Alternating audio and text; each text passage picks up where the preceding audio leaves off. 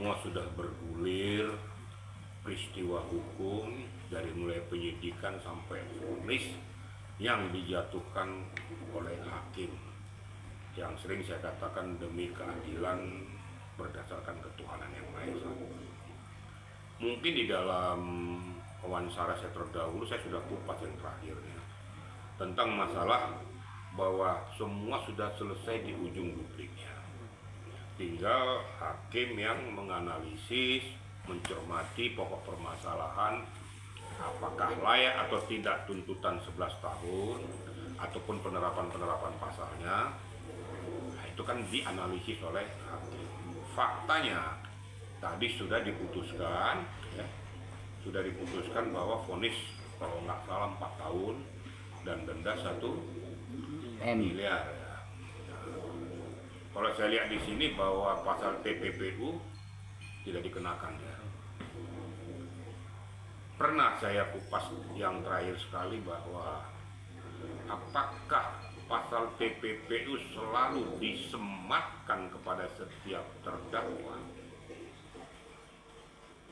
Kalaupun itu adalah urusan antar personal, saya udah pernah ngomong. Nah, seyogianya kalau antar personal ya TPPU itu yang nggak disematkan. Karena ini kan juga kalau seandainya disita barangnya juga dikembalikan kepada yang bersangkutan, kepada pelapor.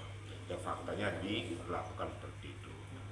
TPPU seyogianya dilakukan kepada kerugian yang dialami oleh negara. Kenakan disita untuk negara. Boleh disita sementara kan dikembalikan kepada yang bersangkutan. Karena yang dirugikan kan kedua antar personal ini, antara pelapor dan terlapor. Nah, tuntutan 11 tahun ini ternyata 4 tahun itu hak kewenangan daripada hakim.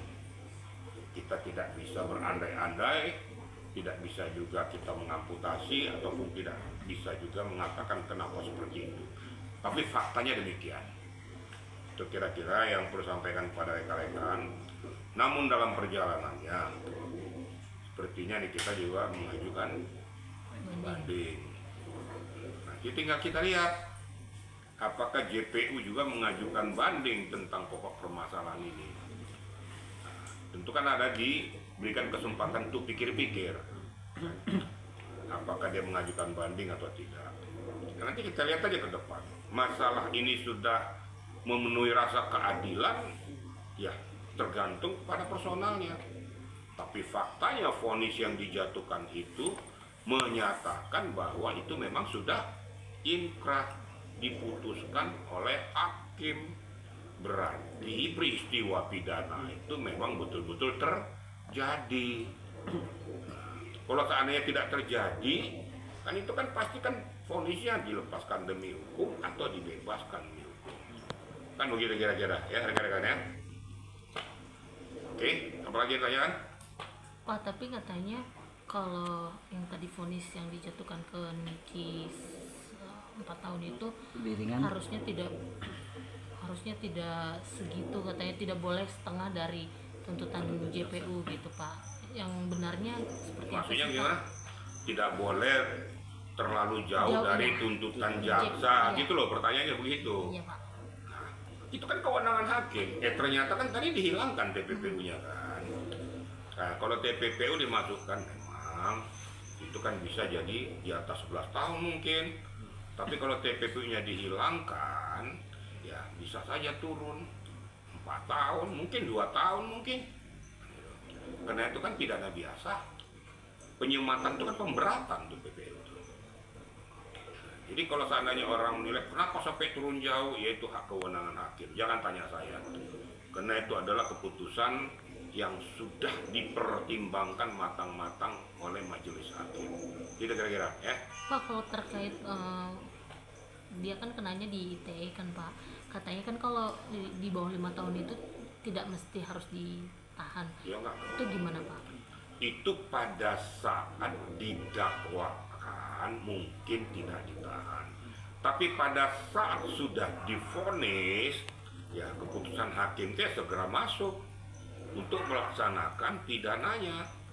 Kira-kira begitu. Jadi kalau seandainya masih arena persidangan, ya masih bisa dikatakan dalam di bawah 5 tahun tidak harus ditahan, tapi bisa ditahan. Bisa paham nggak kira-kira? 3 tahun aja bisa ditahan, itu hak subjektif ya.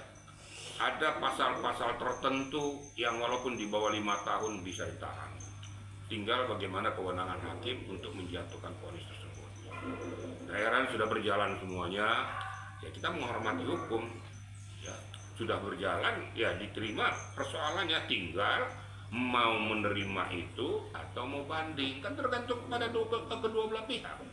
Nah, sekarang ini kita mengatakan banding, silakan saja. JPU tidak berterima karena terlalu jauh, karena pasal TPP dihilangkan dari 11 tahun jadi 4 tahun, dia akan mengajukan banding juga, bisa saja kan. Tinggal kita lihat aja nanti ke depannya bagaimana hasilnya.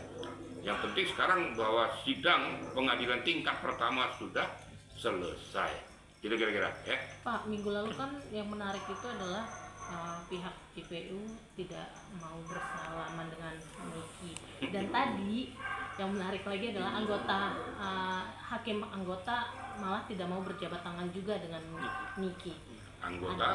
Hakim anggota. Apa karena baper atau seperti apa sih Pak? Karena kan diteliti juga nih Pak.